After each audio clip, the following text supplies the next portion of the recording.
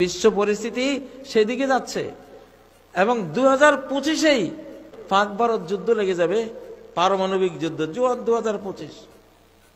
এবং কোরআন হাদিস ঘেটে দেখা যাচ্ছে ওই দিকেই ঘটনা যাচ্ছে। বাংলাদেশও এর থেকে মুক্ত না, বাংলাদেশও এর থেকে মুক্ত না। ভারত কাশ্মীর হারিয়ে ফেলবে, কারণ পাকিস্তান, আফগানিস্তান সহ গোটা মুসলিম শক্তি কাশ্মীর কেড়ে নেবে ওর থেকে। তখন সে বাংলাদেশের উপরে ঝাঁপাই পড়বে নিরুপায় হয়ে, তারও বাঁচার উপায় নেই। সে করবে এটা, সে তো ষড়যন্ত্রকারী। করতে গেলে আমরাও তো ছাড়বো না, ঘাত প্রতিঘাতে আমরা দিল্লি গোটা ইন্ডিয়া দখল করব ইনশাআল্লাহ। ওটা দখল হবে, এটা হাদিসে আছে। তো এর মধ্যে চলে যাবে কয়েক কোটি মানুষ, এই জন্য রেডি থাকেন। পচা আলু হয়ে আল্লাহর কাছে যান না, ভালো আলুরও যাবে, তারা শহীদ হবে। কি হবে? ভালো গুলি গেলে সেটা কি শহীদ। আল্লাহ তাদেরকে বাছাই করে নিয়ে যান, অসুবিধা নাই। আমরা তো নিজেকে বিক্রি করে দিয়েছি আল্লাহর কাছে। ইন্নাল্লাহা আশতারা মিনাল মুমিনিন, আল্লাহর সাথে একটা বেচাকেনি হয়েছে কিনা আমাদের? সূরা তাওবার 111 নম্বর আয়াত, যে আল্লাহ মুমিন থেকে তাদের জান মাল সব কিনে নিয়েছে, ঠিক না? আমি আপনাদেরকে আজকে যে জিনিসটা বলবো, নুআইম ইবনে হাম্মাদের একটি হাদিস, কিতাবুল ফিতানের,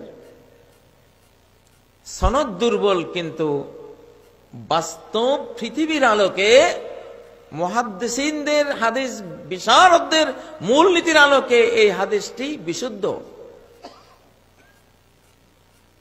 সামনের ঘটনা প্রমাণ করবে সেই দিকে যাচ্ছে পৃথিবী, যে লা ইয়াখরুজুল মাহদি, ইমাম মাহদি আসবে না হাত্তা ইউকতালা সুলুস ওয়া ইয়ামুতা সুলুস ওয়া ইয়াবকা সুলুস। ইমাম মাহদি আসতে আসতে এর আগে পৃথিবীর টোটাল জনসংখ্যার 1/3 খুন হয়ে যাবে।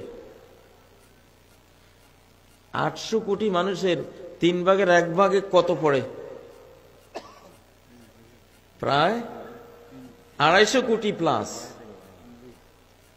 250 কোটি মানুষ। বাংলাদেশে মানুষ আমরা কত আছি?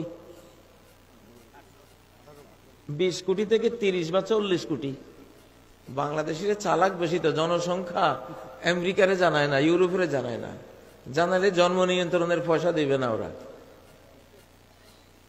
সেই 1997 সালে জনসংখ্যা হিসাব করেছে 17 কোটি। আজকে 2024, 2025 নাকি? কত বছর? 29 বছর। 29 বছরে কি 17 কোটি রয়েছে? হ্যাঁ, আমার হিসাবে অন্তত 35 থেকে 40 কোটি মানুষ আমরা বাংলাদেশে আছি। বিশাল দেশ, আলহামদুলিল্লাহ বলেন।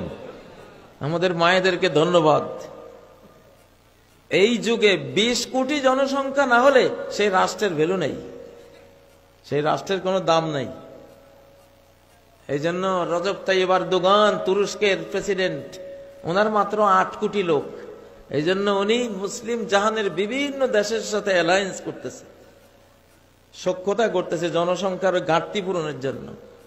কাজাকিস্তান, তুর্কমেনিস্তান, তারপরে এই আজারবাইজান, এইসব দেশের সাথে। কিন্তু বাংলাদেশের আল্লাহ দিয়ে দিচ্ছেন, কারণ আমরা বিশাল শক্তির ঘেরাওর মধ্যে আছি না? তো হাদিসটা বলতেছে ইমাম মাহদি যে আসবে এখন 2024-25 থেকে, এখন এটা কিন্তু শয়তানের যুগ না, এটা আল্লাহর যুগ। কার যুগ? এটা ডাইরেক্ট আল্লাহর যুগ। ওয়াযাক্কিরহুম বিআইয়ামিল্লাহ, মানুষকে আল্লাহর আইয়াম দিয়া, আইয়াম মানে মুতলাকুল ওয়াক্ত, সময়, আল্লাহর সময়, আল্লাহর যুগ। সময় যখন আল্লাহ নিজ হাতে নিয়ন্ত্রণ নিয়েছেন, নিয়ন্ত্রণ নিয়ে এক সময় ফেরাউনকে মেরেছেন, নমরুদকে মেরেছেন, নূহের জাতিকে মেরেছেন, আব্রাহাকে মেরেছেন না? ওই সময়টা ডাইরেক্ট আল্লাহ নিয়ন্ত্রণে নিয়েছে, মানুষ পারবে না, এই জন্য সরাসরি কেন্দ্রীয় শাসন, ঠিক না কি? ও ভাইয়েরা, তা আমাদের এই যুগে 250 থেকে 350 কোটি মানুষ খুন হবে। যে অ্যাটম বোম বানিয়ে রেখেছে, পারমাণবিক বোমা বানিয়ে রেখেছে, রাশিয়া, ইউক্রেন, ইউরোপ যদি যুদ্ধ লাগে, ধরেন ওখানে চলে যাবে 1-150 কোটি। পাকিস্তান, ভারত তো লেগে আছে অলরেডি। ইসরায়েলের ইহুদিরা আসি খেপাচ্ছে যে পাকিস্তানকে মারো। পাকিস্তান রেডি রাখছে যে আমাকে মারলে আমিও ছাড়বো না, তামা করে দেব, ঠিক না? রাজীব গান্ধী যখন ছিলেন তখন পাকিস্তানের পারমাণবিক চুল্লি ধ্বংস করার জন্য আমেরিকা, ইসরায়েল, ভারত একসাথে ষড়যন্ত্র করেছিল। সাদ্দাম হোসেন একটা ধ্বংস করে দিয়ে, ইরাকের সাদ্দামের পারমাণবিক চুল্লি ধ্বংস করে দিয়ে পাকিস্তানের তা ধ্বংস করতে চেয়েছিল। কিন্তু পাকিস্তানি গোয়েন্দারা জেনে গেছে রাত 12টায় ওরা আক্রমণ করতো, 1টা-2টার দিকে, 12টায় পাকিস্তানি গোয়েন্দা জেনে গেছে যে আমাদের পারমাণবিক মুসলিম জাহানের যেই আত্মরক্ষার বিরাট একটা শক্তি, এটা ধ্বংস করে দিবে আজকে। জিয়াউল হক তখন বেঁচে ছিলেন। প্রেসিডেন্ট জিয়াউল হক বললেন, সাথে সাথে আমার বিমান বাহিনী এক ঝাঁক ভারতের দিকে মুভ করো, আরেক ঝাঁক ইসরায়েলের দিকে মুভ করো, আমাকে যদি আক্রমণ করে আমি উড়াই দেব। পরে ওরা খবর পেয়ে গেছে যে পাকিস্তান সজাগ হয়ে গেছে, সাহস করে নেই। তখন ভারতে একটা ক্রিকেট খেলা চলছিল, সেই ক্রিকেটে বিভিন্ন প্রেসিডেন্টদের আসার দাওয়াত ছিল। জিয়াউল হক সরাসরি আসলেন ক্রিকেটের মাঠে। রাজীব গান্ধী আর উনি খেলা দেখলেন।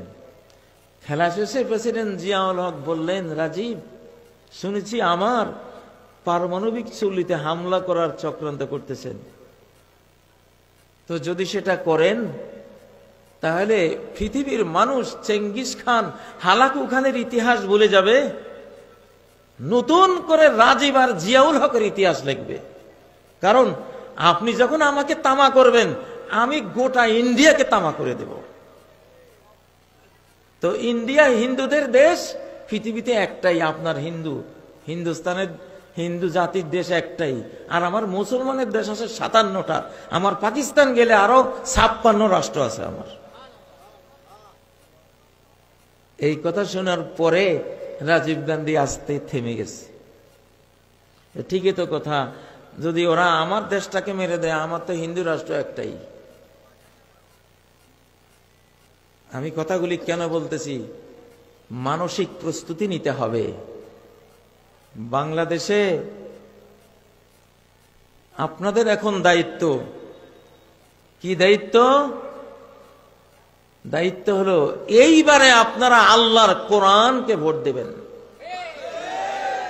এইবারে বাংলাদেশের যত জাগতিক দল আছে, যারা বাংলাদেশ নিয়ে রাজনীতি করেন, হয়তো কোরআনী রাজনীতি করেন না, তারা ইসলামী দলের সাথে জোটবদ্ধ হবেন, ঐক্যবদ্ধ হবেন।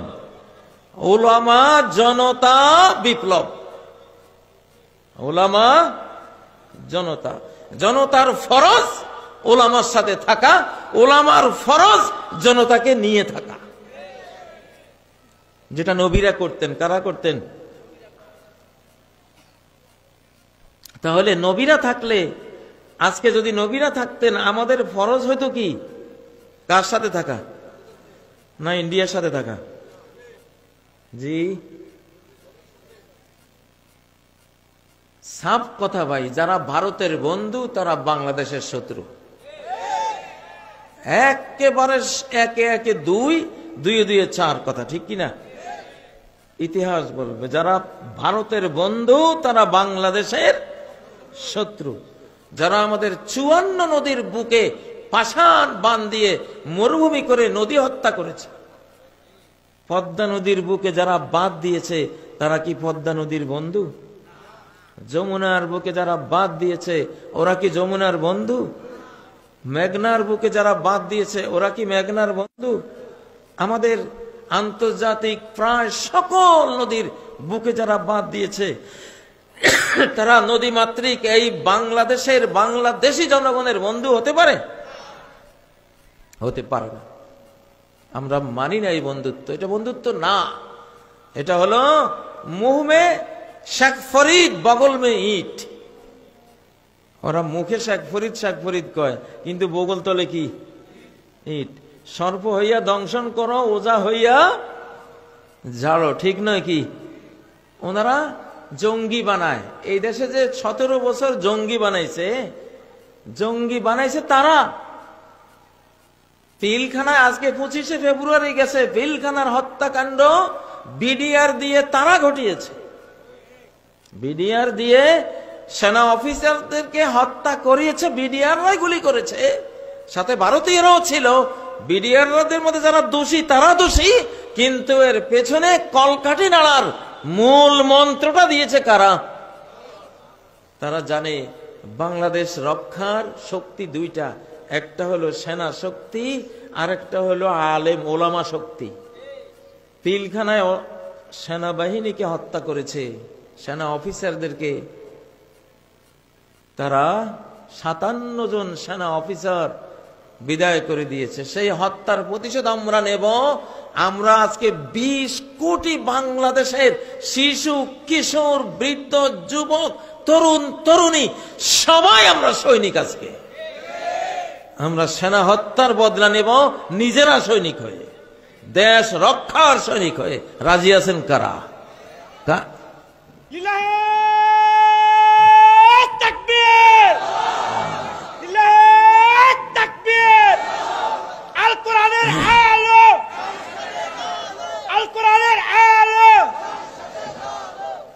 وَإِنَّ جُندَنَا لَهُمُ الْغَالِبُونَ।